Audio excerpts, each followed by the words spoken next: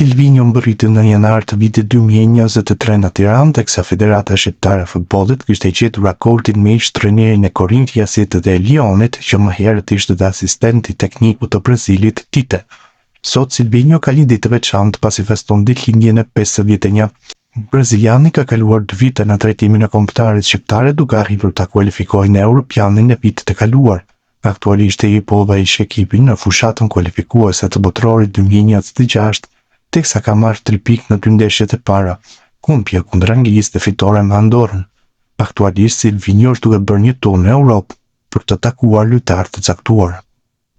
Gjithashtu edhe Ylper Ramadani feston ditëlindjen e në të ditë speciale për to nuk mungojnë urimet, një prej tyre vjen nga kjo Federata Shqiptare e Futbollit që nëpërmjet një postimi në rrjetet sociale u ka uruar dhe 100 vite të lumtura.